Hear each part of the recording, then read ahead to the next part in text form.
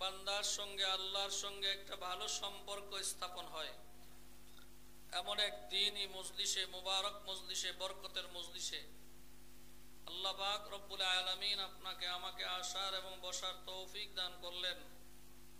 এতে কি আমরা সবাই খুশি আছি নি ভাই?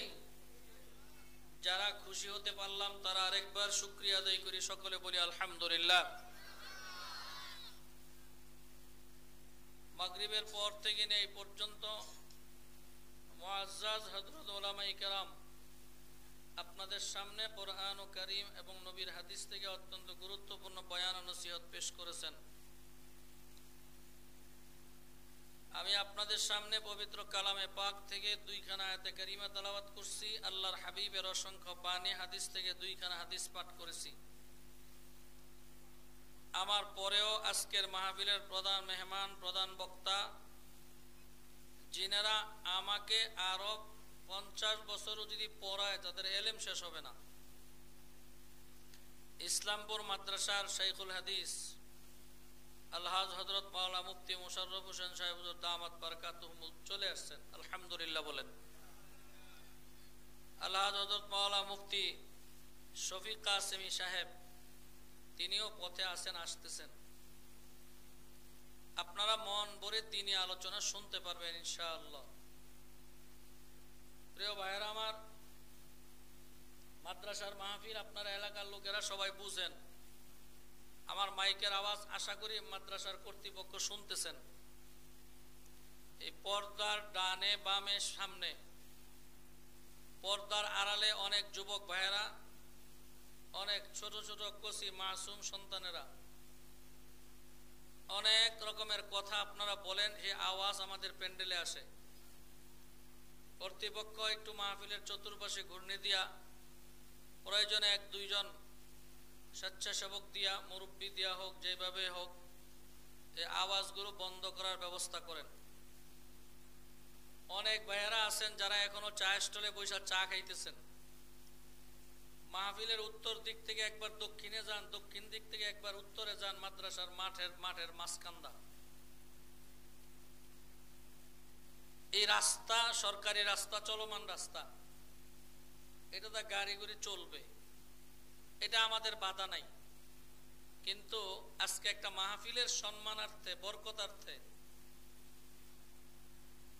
যদি আমরা কয়েক ঘন্টা যদি চলাচল একটু দুর্বল করে দেই, উত্তর থেকে ঢুইকা দক্ষিণে না যায় যদি প্যান্ডেলের ভিতরে বসে যাই, দক্ষিণ থেকে ঢুইকা উত্তরে না যায় যদি প্যান্ডেলের ভিতরে বসে যাই, তাহলে মাঠের মাঝখানে হাঁটা চলাটা আশা করি বন্ধ হয়ে যাবে। কি বলেন আপনারা? কথা ঠিক না? এই জন্য যারা ঢুকেন উত্তর দিক থেকে ঢুকেন, আর দক্ষিণে যাওয়ার চিন্তা করেন না। যারা দক্ষিণ থেকে ঢুকেন তারা উত্তর দিকে আসার চেষ্টা করেন না, সোজা আইসা প্যান্ডেলের ভিতরে বসে যাইবেন। আপনার এই হাঁটাটা, এই মাঠের মাঝখানে হাঁটাটা, এই হাঁটাটার কারণে বলনেওয়ালার অবস্থান নষ্ট হয়ে যায়, শুননেওয়ালাদের আগ্রহ নষ্ট হয়ে যায়। এই জন্য কোরআন ও হাদিসের প্রোগ্রাম এরকম রাস্তার মাঝখানে করানো নিষেধ। বাচ্চা সন্তানদেরকে রাস্তার পাশে বক্তব্য পড়ানো নিষেধ। কারণ সুবহানাকাল্লাহুম্মা সন্তানরা পড়তেছে মাদ্রাসায়, এমনি রাস্তার পাশ দিয়ে একটা গাড়ি গেল, ফুট করে বাসি দিল, ওই যে আল্লাহর কালাম পড়তেছে ওটা ছেড়ে দিয়া ওই দিকে তাকায় থাকে। এটা কোরআনের ইজ্জতের অবমাননা হয়। এখানে আমরা যারা বয়ান করতেছি, করব, ওলামায়ে কেরাম যারা আসছেন, এনারা কোনো দুনিয়ার বানানো কোনো কথা আপনাদেরকে শোনাবে না। কোরআন ও হাদিস থেকে, কোরআন হাদিসকে বুঝানোর জন্য কোনো বিষয় বুঝাইতে যাই আপনাদেরকে যেইভাবে বুঝানোর চেষ্টা করবে, একটা মূল জিনিসকে বুঝাইতে গিয়া প্রাসঙ্গিক যত আলোচনা এটার উপরে আসে, সম্পূর্ণ এটার সাথে ওইটার যে সম্পর্ক, সম পরিমাণ নেকি আল্লাহ বাগদান করবেন। হয়তো এরকম দ্বীনি আলোচনা আপনাদেরকে বলবেন, এই কথার যদি মনোযোগ নষ্ট হয়ে যায়, যদি মনোযোগ নষ্ট হয়ে যায় তাহলে কথার দিক ঠিক থাকে না, আপনাদেরও মনোযোগ নষ্ট হয়ে গেলে খেয়াল ঠিক থাকে না। আর কোরআন ও হাদিসের বয়ান এমন এক জিনিস, এটা হলো বৈশাখ মাইয়া বৃষ্টির মতো। আমরা ছোট সময় দেখছি, এখনো সিজন পরিবর্তনে পুরাটা দেখা যায় না, তারপরেও কিছু কিছু মাঝে মধ্যে আল্লাহ তাআলা দেখান। সেটা হলো আগে দেখছি চৈত্র মাস আসলে মাঠ শুকাইতে শুকাইতে ফাইটা এরকম বড় বড় ফাঁকা হয়ে যেত, ঠিক না? এমন ফাঁক হইতো যে ফাঁক দিয়া পাও ঢুকে যেত। এই যে দেখছেন, এই যে পিছনে কথা কইতেছে, এই প্যান্ডেলের পিছনে যুবক ভাইয়েরা, আল্লাহ কি তোমাদের মাথায় কিছু দেয় নাই? এতটুকু বুঝ কি তোমাদের কাছে নাই যে এখানে কোরআন হাদিসের আলোচনা চলতেছে, আমরা একটু চুপচাপ যাই?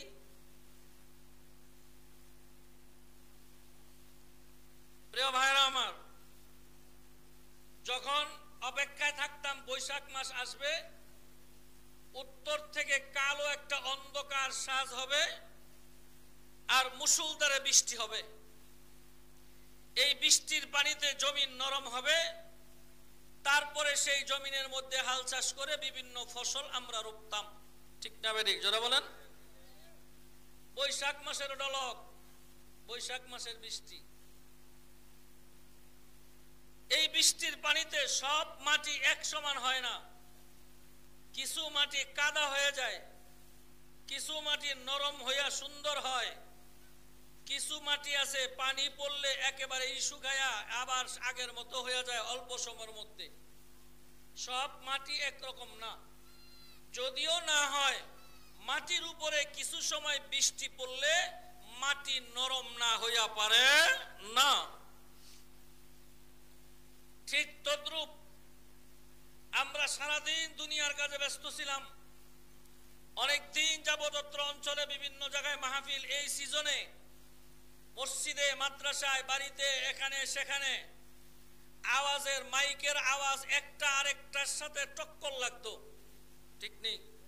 হ্যাঁ, এক ওয়াজে বয়ান করলে এটার আওয়াজ আরেক ওয়াজে দিয়ে বসতো। এরকম সময়টা ছিল এখন।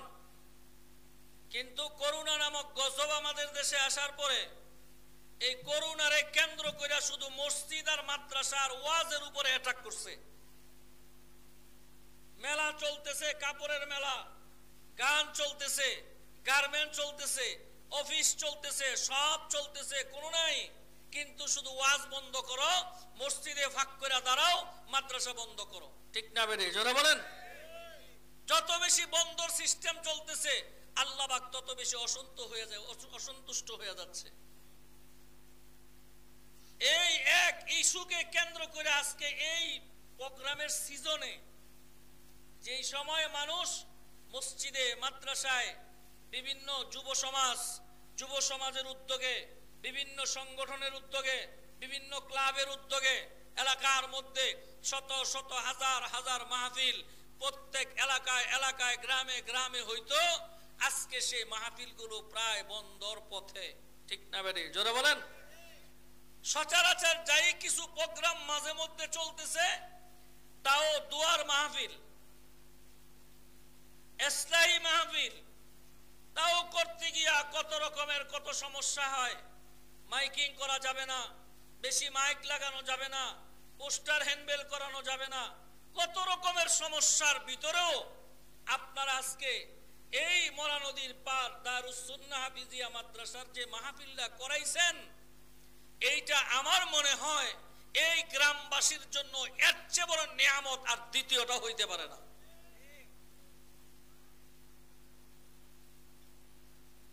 এই দীর্ঘদিন পর্যন্ত গুনাহ, টেলিভিশন, ফেসবুক, মোবাইল, ইউটিউব, এটা সেটা, ঝগড়া ফাসাদ, গালাগালিজ, এই সেই বহুত নামাজ কাজা আমলের ক্ষতি হয়েছে।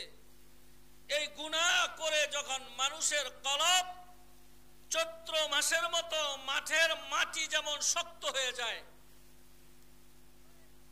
ঠিক বৈশাখ মাসে যখন উত্তর থেকে শ্বাস করে যখন বৃষ্টি আসে, পানি পড়ে যেমন জমিন নরম হয়, ঠিক দীর্ঘদিনের গুনাহ শক্ত কলবটা এইরকম জান্নাতের বাগানে মাহফিলে বসলে উলামায়ে কেরামের মুসুলধারে বৃষ্টি যখন অন্তরে পড়তে থাকে তখন আল্লাহ মোমের মতো নরম বানিয়ে দেন। সুবহানাল্লাহ। সুবহান। এই জন্য যে সমস্ত ভাইরা চা স্টলে দোকানে এখানে সেখানে গল্প গুজবে লিপ্ত আছেন, আমি আপনাদের হাতে নয়, আমি আপনাদের পায়ে ধরে বলবো সারা রাত্র এই মাহফিল চলবে না। ঠিক নেই? কথা বলেন না কেন? ঘুমাইতেছেন? আওয়াজ কি আপনাদের কানে যায়? সারা রাত কি চলবে নাকি মাহফিল? বেশির চেয়ে বেশি 11টা সাড়ে 11টার মধ্যেই আখিরি মুনাজাত হয়ে যাবে। এখন প্রায় 8:30টার উপরে বাজে। কয় ঘন্টা? 2, 2.5, 3 ঘন্টা সময়। আপনি কি চায়ের স্টল ত্যাগ করতে পারেন না ভাই? আপনি কি বিড়ি সিগারেট খাওয়া ছাড়তে পারেন না ভাই? ও ভাই, আপনি কি পারেন না আপনার বন্ধুর গল্প কিছু সময়ের জন্য অফ করতে? আজকে তো অফ করতে পারো না। গল্প গুজব ছাড়া তোমার নসিবে জুটে না। দোকান সাইরা ব্যবসা সাইরা জান্নাতের বাগানে আসা তোমার নসিবে জুটে না। মনে রাখো রে ভাই, এমন একটা দিন তোমার সামনে অপেক্ষমান, যেই সময়টা এমন ভাবে তুমি দোকান ছাড়বা, এমন ভাবে ব্যবসা ছাড়বা, এমন ভাবে তুমি দুনিয়ার বন্ধু বান্ধবের যোগাযোগ বিচ্ছিন্ন হবে, আর হাজারো চেষ্টা করলেও কোনো বন্ধু বান্ধবের সংযোগ তোমার হবে না। এই সময়ের অপেক্ষা করো, আসতেছে সময়। মাইকের আওয়াজ যতটুক পর্যন্ত যাচ্ছে, বালেক পুরুষদেরকে আমি বলবো, ঘরে বসে না থাইকা মাহফিলে এসে বসে যাও। হয়তো এই মাহফিল তোমার আমার জীবনের শেষ মাহফিলও তো হইতে পারে। কি কথা ঠিক না বেঠিক বলো? গত বছর আপনাদের মাহফিলে দাওয়াত ছিল বটে, কিন্তু আসতে পারি নাই। এর আগের বছর আসছিলাম, মনে হয় না কি জানি ভুলে গেছি। যারা আমাদের সাথে ছিলেন আজকে তালাশ করে দেখেন তো, অনেক বাইরেই তো আমাদের সাথে নাই। যারা এই মাঝে বৈশা বয়ান শুনতেন আজকে অনেকেই আমাদের কাছে নাই। হয়তো এই মাহফিল জীবনের শেষ মাহফিল, সামনে আবার মাহফিলে যাব, আবার 1 বছর পরে মাহফিল হবে, জান্নাতের বাগানে বসবো, এটা অনেক দূরের কথা। আল্লাহ পাক রব্বুল আলামিন আমাদের সবাইকে কবুল করেন, আমিন বলেন। আরো জোরে আওয়াজ দিয়ে বলেন আল্লাহুম্মা আমিন। আল্লাহ তাআলা আমাদের সবাইকে এই মাহফিলকে কেন্দ্র করে আল্লাহ তাআলা যেন আমাদের জিন্দেগীর সকল গুনাহ খাতা যেন আল্লাহ মাফ করে দেন। আল্লাহ তাআলা যেন এই মাহফিলকে উসিলা করে আপনাকে আমাকে মাওলা পাক করুণা নামক মুসিবত, আরো আল্লাহর গজবের যত মুসিবত আছে, এই মুসিবত থেকে আল্লাহ আমাদেরকে যেন হেফাজত করেন। জোরে আওয়াজ দিয়ে বলেন আল্লাহুম্মা আমিন। এক হাদিসের মধ্যে আছে, কোন একটা মজলিসের মধ্যে মানুষগুলো আল্লাহকে পাওয়ার জন্য একসাথে জমা হয়েছে। আপনারা কাকে পাওয়ার জন্য জমা হয়েছেন? ঘুমাইতেছে, কার সাথে কথা কই? সবাই কোন আল্লাহ কইতেও কি কষ্ট আছে নাকি? আওয়ামী লীগ কইলে বিএনপি বেজার হয়, বিএনপি কইলে আওয়ামী লীগ বেজার হয়, আল্লাহ কইলে কে বেজার হয়? কে বেজার হয়? যাদের মুখে আল্লাহ শব্দ বাইর হয় না, শয়তানের সাথে কি আপনাদের প্রীত ভালোবাসা আছে নাকি?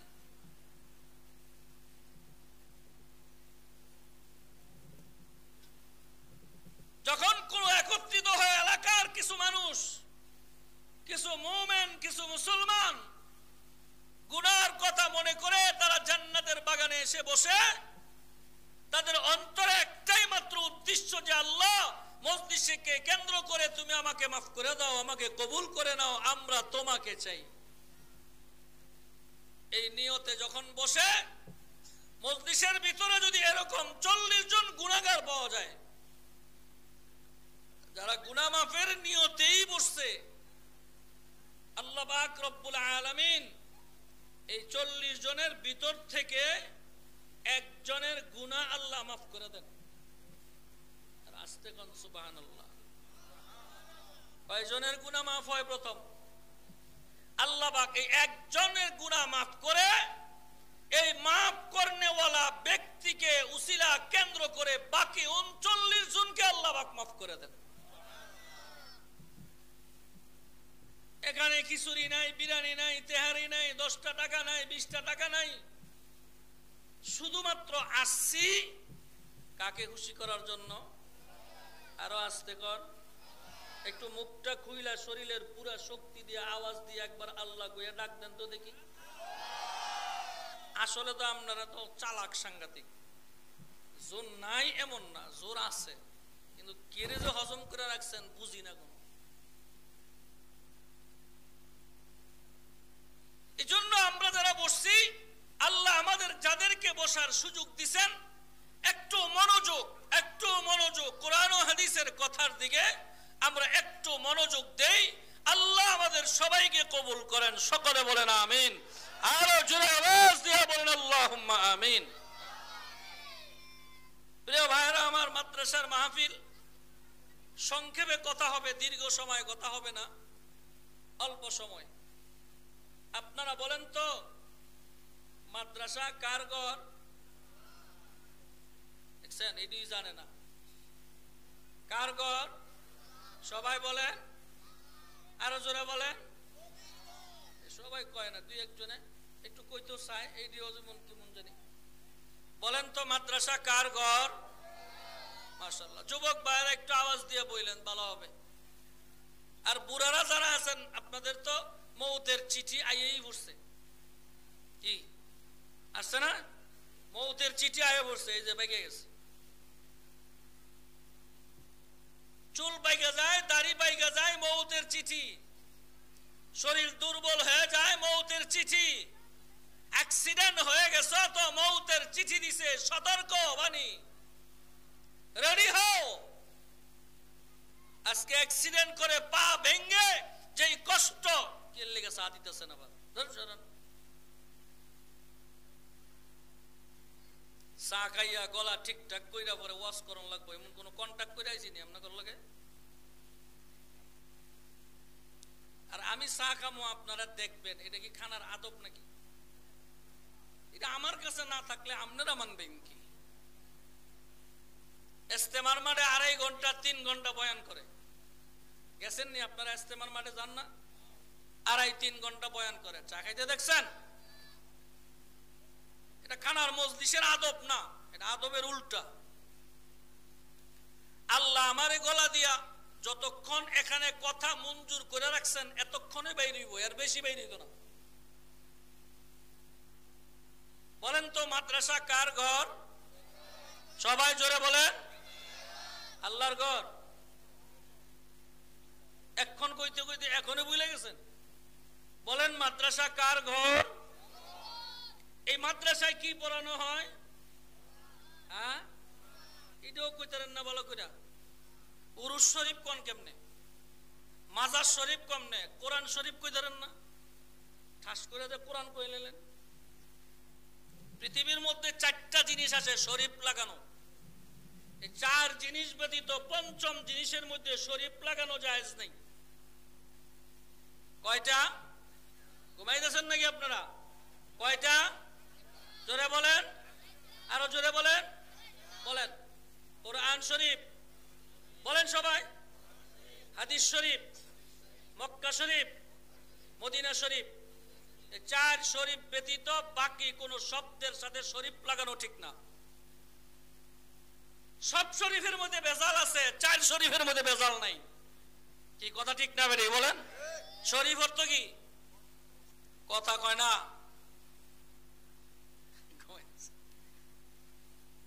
শরীফ খুব ভদ্র, খুব উত্তম, সবচেয়ে দামি, নির্ভেজাল, ঠিক না বেরি জোরে বলেন? উরুস শরীফেও ভেজাল আছে, মাজার শরীফে ভেজাল আছে, অমুক শরীফে ভেজাল আছে, অমুক শরীফে ভেজাল আছে, কিন্তু এই 4 শরীফের মধ্যে কি নাই? কথা বলেন না কেন? কোনো ভেজাল নাই। ভেজাল মুক্ত জিনিস, এটার নাম শরীফ। আর যেটার মধ্যে ভেজাল আছে সেটা শরীফ হইতে পারে না। বলেন মাদ্রাসার ভিতরে কি পড়ানো হয়? সবাই বলেন। কুরআনুল কারীম কার কালাম? হাযা কালামু রাব্বি, এইটাই আমার মাওলার কালাম। সবাই জোরে বলুন আলহামদুলিল্লাহ। কুরআনুল কারীম কার কালাম? আরো জোরে বলেন কার? এই কোরআন শরীফের ভিতরে শুরু থেকে শেষ পর্যন্ত দেখেন কত সুন্দর। কোরআন শরীফ শুরু হয়েছে বিসমিল্লাহ থেকে। কিসের থেকে? কথা বলেন না কেন? কিসের থেকে? বিসমিল্লাহ। বিসমিল্লাহর প্রথম অক্ষরের নাম? কথা বলেন, কার সাথে কথা কি? কথা বলেন না কেন? কি? বা। মিনাল জিন্নাতি ওয়ান নাস হইল কোরআন শরীফের শেষ শেষ হরফটার নাম কি? সিন। তাহলে বা আর সিনে কি হয়? বাস। কি হয়? কথা বলেন না কেন? কি হয়? আপনারা যখন শ্বশুর বাড়িতে ভাত দেয়, তরকারি দেয়, আপনি এখন বাস আর দিয়েন না, বস আর দিয়েন না, তার মানে শেষ। ঠিক না বেরিয়ে জোরে বলেন। আল্লাহ বলেন বিসমিল্লাহর বা সিন দুইটাই মিল্লা বা সিনে বাস, এই পর্যন্ত শেষ। এর ভিতরে আর ভিতরে সম্পূর্ণ আমি আল্লাহর কালাম, অতিরিক্ত কোনো কিছু করা যাবে না। কোরআনুল কারীম কার কালাম? এই কোরআনুল কারীমের ভিতরে কোনো ভুল আছে? একটা। কথা বলেন না কেন? একটা ভুল আছে। কোন বেঈমান যদি ঈমান আনতে হয়, কোন নাস্তিক যদি ঈমান আনতে হয়, কোন খ্রিস্টান, কোন মুশরিক, কোন বেঈমান যদি ঈমান আনতে হয়, তাহলে কোরআনুল কারীমের বিসমিল্লাহর বা থেকে নিয়ে মিনাল জিন্নাতি ওয়ান নাসের সিন পর্যন্ত পুরা কোরআনুল কারীমের উপরে তার 100% পূর্ণ আকীদা বিশ্বাস থাকা লাগবে। আর বেঈমান হওয়ার জন্য পুরা কোরআন অস্বীকার করার দরকার নাই। শুধু কোরআনুল কারীমের একটা হুকুম যদি কেউ অমান্য করে, একটা হুকুম যদি কেউ অস্বীকার করে, একটা আয়াত যদি অস্বীকার করে, লোকটাকে মুসলমান না বেঈমান কাফের। এই কোরআনুল কারীমের শুরু থেকে শেষ পর্যন্ত কোনো ভুল নাই, কোনো সন্দেহ নাই। আল্লাহ কোরআনুল কারীমের শুরুতেই বলেন যালিকাল কিতাব লা রাইবা ফি, আমি এমন একটা কিতাব তোমাদেরকে দিলাম যেই কিতাবের ভিতরে চুল পরিমাণ, জাররা পরিমাণ ভুল তো নাই, ভুলের সন্দেহ নাই। সবাই জোরে বলেন সুবহানাল্লাহ।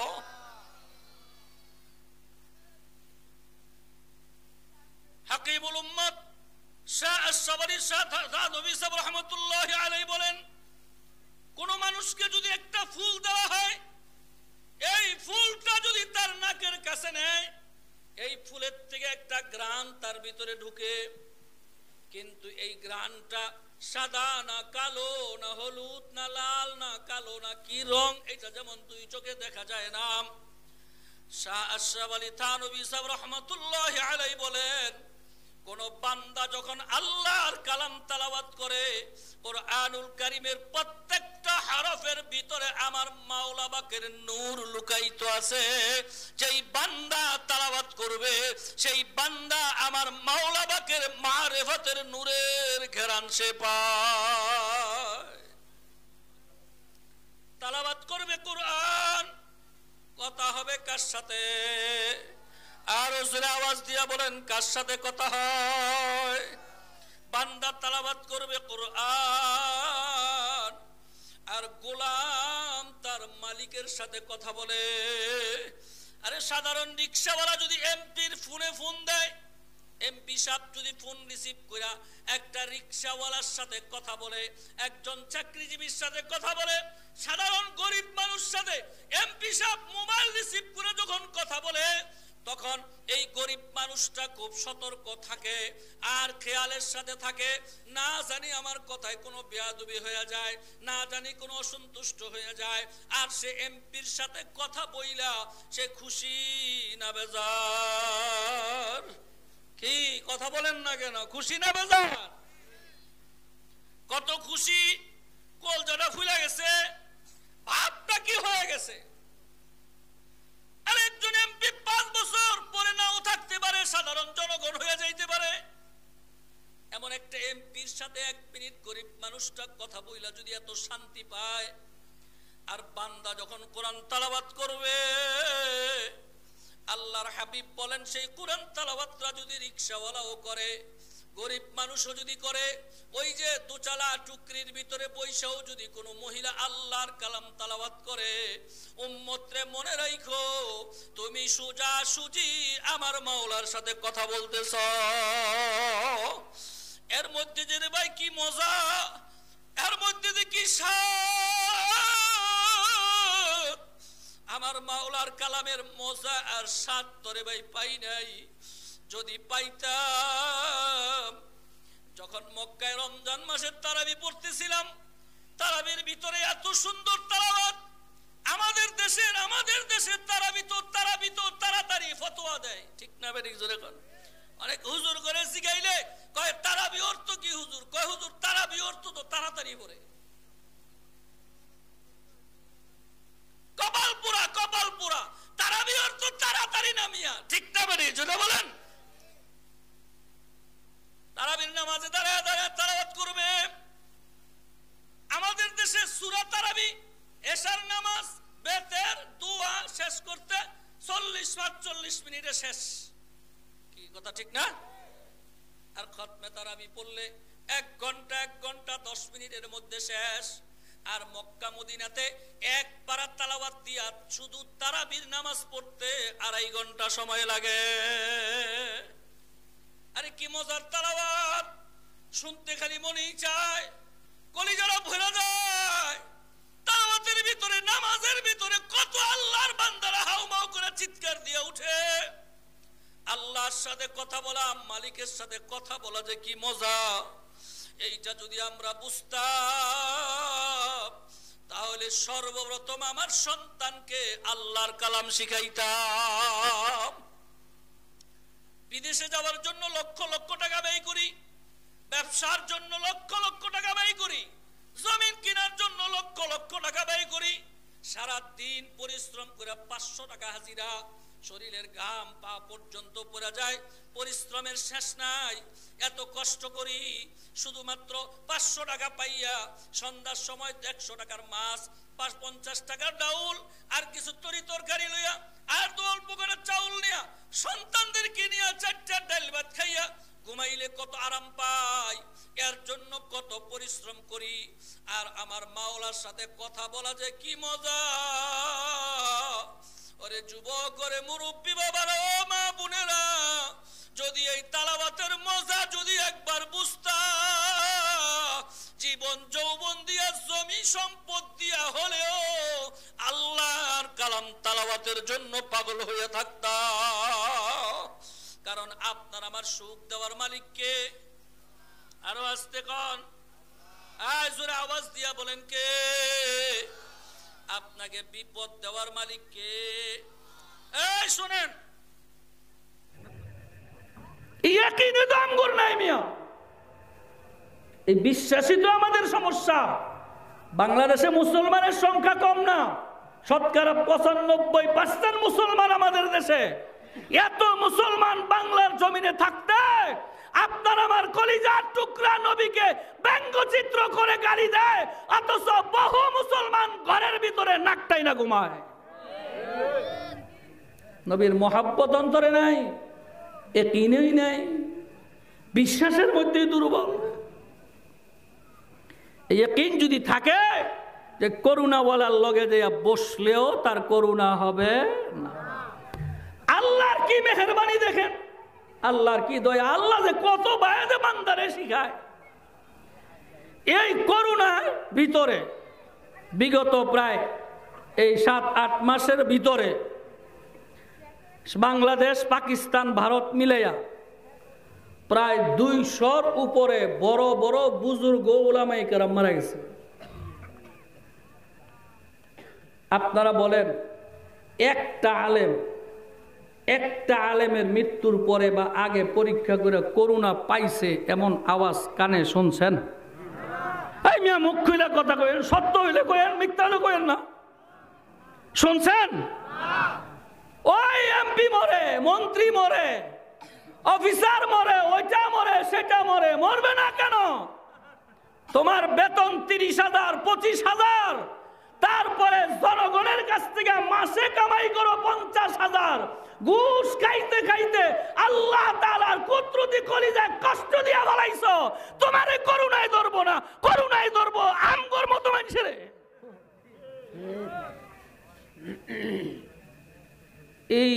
এই ফজরের নামাজের সময় যখন ফজরের আজান দেয়, তখন ঘুমেতে উঠা এই টিউবওয়েলতে অজু করা যারা করে এরা এনে জানে কেমন যে লাগে। কি এই কথা ঠিক? সবার বাড়ির বউমি আমার হুজুর বাড়ির বউর মতন যে আগুল করে উইটা পানি গরম করে দিব? এই গর্তে বাইরিয়া ঘরের টিউবওয়েলের পানি দিয়ে অজু করে, মসজিদের টিউবওয়েলের পানি দিয়ে অজু করে। আমার মাওলা পাকের কি কুদরত! এই টিউবওয়েল পানি নিচের থেকে উঠে পানি খায়া মানুষ শান্তি পাবে, ঠান্ডা হবে, গরম ঠান্ডা হবে। আর শীতের দিনে আল্লাহ টিউবওয়েলের নিচের পানি গরম করে দিচ্ছেন। সুবহানাল্লাহ, সুবহান। যদি করুণা যদি ঠান্ডার মধ্যে ওই থাকতো, তো যারা সকালবেলা ফজরের নামাজ ঠান্ডা পানি দিয়ে ওযু করে পড়ে, তাহলে তো সবার আগে করুণায় ধরতো। কি কথা ঠিক না? ঠিক। যদি ঠান্ডার কারণে যদি করুণা হইতো, তারা এই ঠান্ডার ভিতরে যারা বিলে মাছ ধরে এদের আগে করুণা হইতো মিয়া। তাহলে করুণা ঠান্ডার মধ্যে নাই, করুণা গরমের মধ্যে নাই, করুণা বলতে কিছুই নাই। আল্লাহর দুশ্মনী যারা করে, আল্লাহ অসন্তুষ্ট হয়ে তাদেরকে গজব দিয়ে আটকায়। দেখেন না, দেখেন না, এই যে কোনো বন্দুক নাই, কামান নাই, কোনো মেশিন গান নাই, কোনো সেনাবাহিনী নাই, কিচ্ছু নাই, কোনো যুদ্ধ না, কিচ্ছু না। এক করুণার আওয়াজে সারা দুনিয়া স্তব্ধ হয়ে গেছে। কি কথা ঠিক না? ঠিক। কর্নেওয়ালার মালিক কে? এই কর্নেওয়ালা মালিককে চিনার জন্যই আল্লাহ কোরআনুল কারীম পাঠাইছেন। বান্দা যখন কোরআন তেলাওয়াত করে, কোরআন পড়ে, তখন তেলাওয়াতের সাথে সাথে মাওলা তার কালামে পাকের নূর তার সিনার মধ্যে ঢুকাইয়া দেয়। তার ঈমান মজবুত হইতে থাকে, তার আখলাক আর চরিত্র সুন্দর হইতে থাকে, তার আখলাকের ভিতরে বড় সুন্দর মাধুর্যতা আসতে থাকে। তার আখলাক এত সুন্দর হয়, তার আমল এত সুন্দর হয়, তার চোখে পানি এমন ভাবে আসে, মাওলার মায়া মুহাব্বত আর ভয় তার অন্তরের ভিতরে এমন ভাবে আসে, দুনিয়া সব মানুষ ঘুমাইয়া যায়।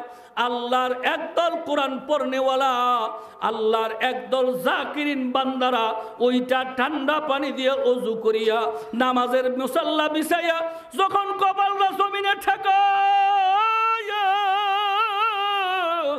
সুবহান রাব্বিয়াল আ'লা কইয়া যখন ডাক দেয়, এই মানুষটারে জিজ্ঞাসা করিয়া দেখেন, ভাই গো তোমার সুবহান রাব্বিয়াল আ'লার ভিতরে কত মজা। এই ব্যক্তিরে জিজ্ঞাসা করিয়া দেখবেন, বলে ভাই সারা দুনিয়াও যদি আমার নামে লেখা দাও, এই শেষ রাত্রের তাহাজ্জুদের নামাজের সেজদার মধ্যে যে কি মজা, এটা সারা দুনিয়া দিলেও সেই মজা শেষ হবে না। আল্লাহর কতগুলি পাগল বান্দা আছে, এই পাগল বান্দাগুলো তাহাজ্জুদের নামাজে আখিরি নামাজ শেষে সালাম ফিরাইয়া হাতরা উঠাইয়া দুই চোখের পানি সারিয়া দিয়া আমার মাওলারে করুণ সুরে ডাক দেয়, ওরে আমার মাওলারে,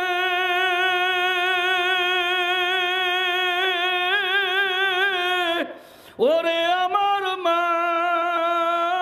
মাবুদ রে, তোমাকে বুঝি আমি পাইলাম না। ভাই গো, এর মধ্যে কি মজা! এর মধ্যে যে কি স্বাদ। বাবারে বয়ান করা সহজ, মানুষের সাথে কথা বলা সহজ, চাপাবাজি করা সহজ, কিন্তু শেষ রাত্রে উইঠা 2-4 রাকাত নামাজ পড়া মাওলার কাছে কান্না বড় কঠিন। এজন্য ভাইগো কোরআনুল কারীম আল্লাহ তাআলা নাযিল করছেন। এই কোরআনুল কারীম যারা তেলাওয়াত করে তাদের সিনার মধ্যে আল্লাহ পাকের নূর জমা হয়। আল্লাহু আকবার। আল্লাহ পাকের নূর তার কলবের ভিতরে জমা হয়।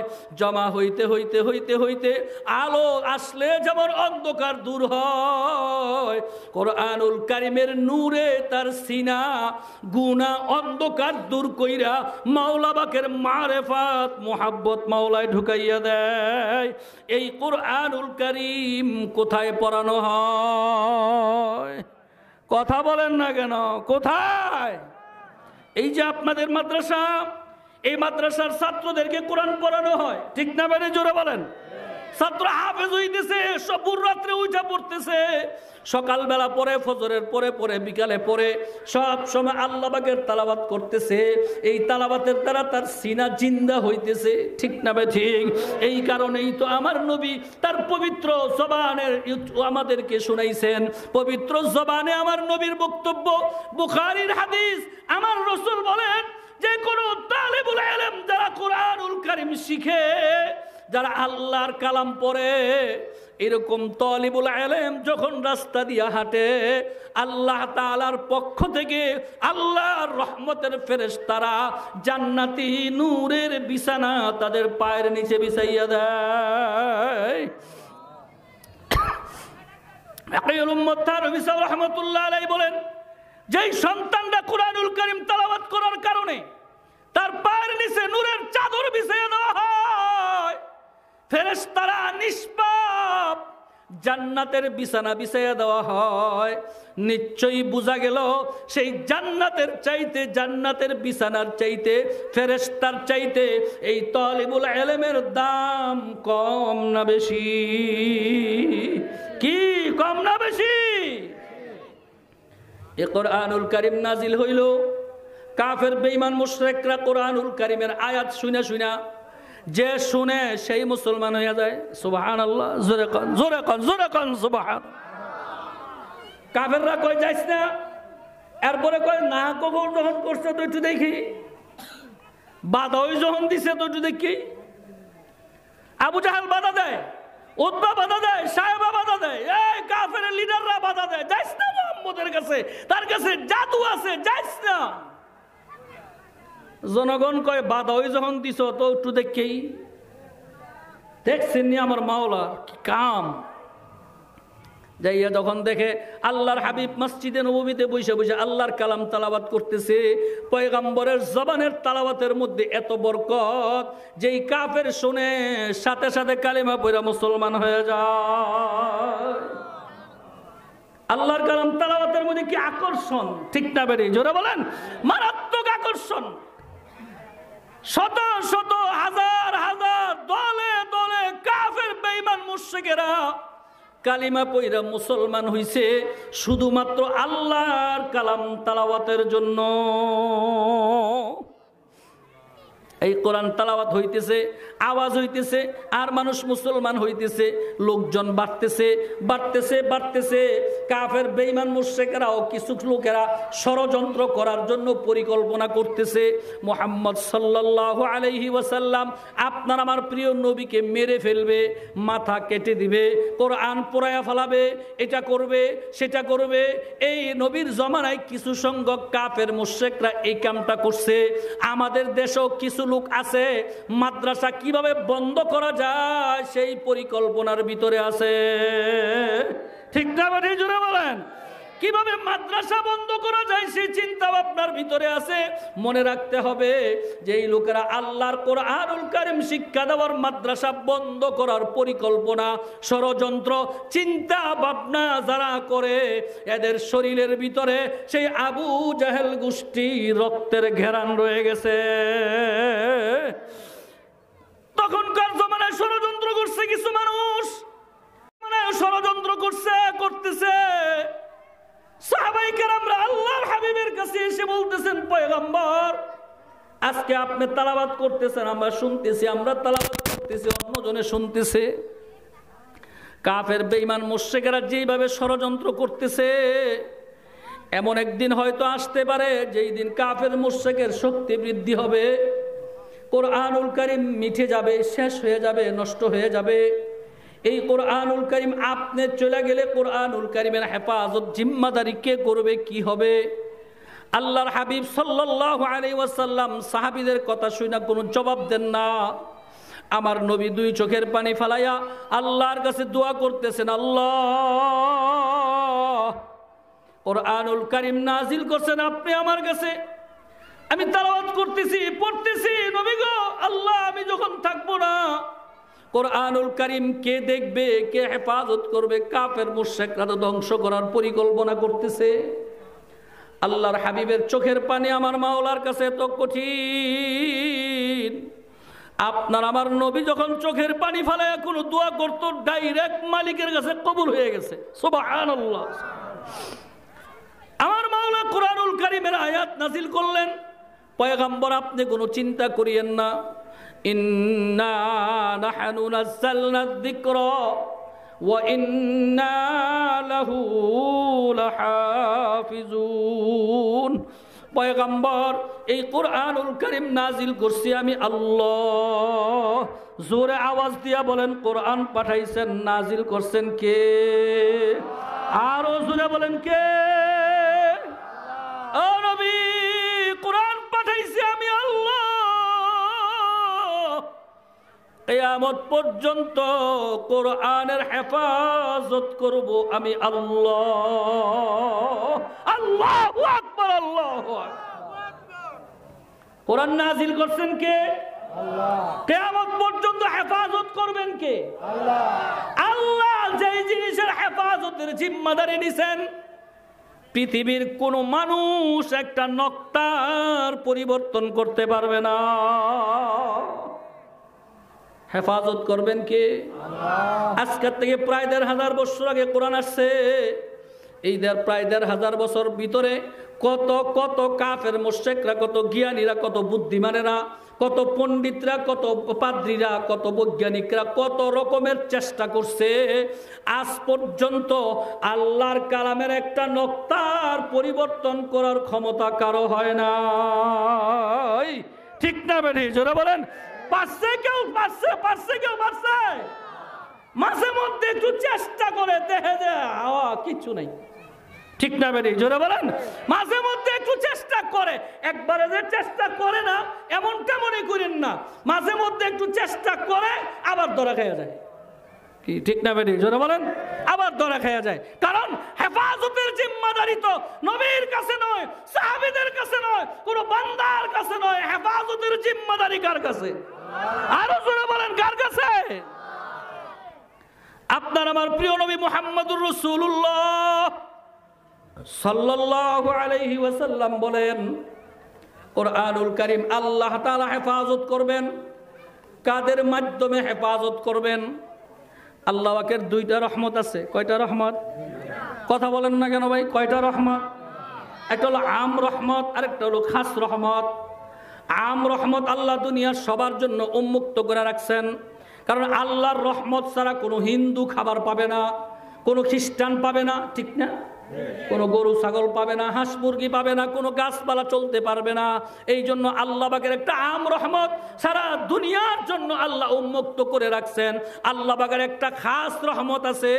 এই খাস রহমতটা আল্লাহ সবাইকে দেয় না, সবাই পায় না।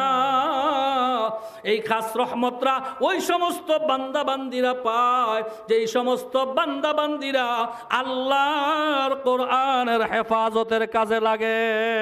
আল্লাহু আকবার।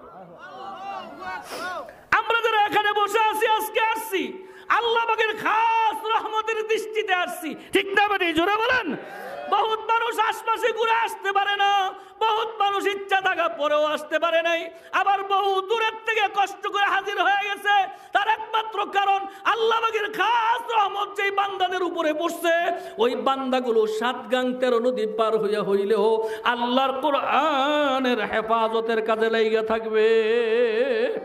আপনার আমার নবী বলেন, উম্মত তুমি কোরআনের হেফাজত করবা, কোরআন মোহাব্বত করবা, কোরআনকে বুকে লইবা, কোরআনকে চুমা দিবা, কোরআনকে ইজ্জত করবা, কোরআনকে সম্মান করবা, কোরআন শরীফকে তোমার আপন বানাইয়া নিবা, কোরআন শরীফ কিনে দিবা, কোরআন শরীফ পড়নেওয়ালাদেরকে সহযোগিতা করবা। যে কোনো পন্থায় তুমি কোরআনের সাথে লাইগা থাকো, কোরআনের হেফাজতের সাথে লাইগা থাকো। আমার নবী বলেন, উম্মত আমি কথা দিলাম, আল্লাহ যেমন কাফের বেঈমান মুশরিক পণ্ডিত সকলের হাত থেকে আল্লাহর কালামকে কিয়ামত পর্যন্ত যেইভাবে হেফাজত করবে, আমার যেই উম্মত কোরআনের হেফাজতের সাথে লাইগা থাকবে, আল্লাহ তাআলা স্বয়ং সেই বান্দাগুলিকেও কোরআনের মতো তার জিম্মা হেফাজত করবে। আল্লাহু আকবার, আল্লাহু আকবার। ও মুসলমান ভাইরা, আমি আপনাদের কাছে জানতে চাই, আপনারা বলেন তো, এই মজলিসে যারা এই মুহূর্তে উপস্থিত আছেন, এই এই এই জগা খিচুড়ি না, হুজুকে বাঙ্গালি না, আপনি আপনার কলবটার দিকে তাকায়া চক্ষুরারে বন্ধ কইরা খেয়াল কইরা এরপরে আমার সাথে একটা ওয়াদা দিতে পারেন যে হুজুর, আজকের থেকে মৌত পর্যন্ত আমি আমার জান মাল সময় দিয়া, চিন্তা চেতনা দিয়া, জ্ঞান দিয়া, যেই দিকে যেইভাবে পারি, মৌত পর্যন্ত আমি কোরআনের হেফাজতের সাথে লাইগা থাকবো। পারবো আমরা এই ওয়াদা করতে? আমরা এই নিয়ত করতে? কারা কারা পারি? একটু আল্লাহু আকবার বলে হাত উঠান। নারে তাকবীর। আল্লাহ আপনি তাকায় দেখেন, আমরা দ্বীনি জান্নাতের বাগানে বইসা হাত উঠাইয়া আপনার সাথে ওয়াদাবদ্ধ হয়ে গেলাম, মৌত পর্যন্ত আমাদের জান, জীবন, মাল, সম্পদ, ইজ্জত দিয়া, ব্রেন দিয়া, চিন্তা দিয়া, আল্লাহ যেভাবে পারি তোমার কোরআনের হেফাজতের সাথে লাইগা থাকবো গো আল্লাহ। ওয়াদা করছি গো আল্লাহ। আল্লাহ ওয়াদার উপরে বাকি জীবন চলার তৌফিক আপনি আমাদের দান করেন। সবাই জোরে বলেন আল্লাহুম্মা আমিন।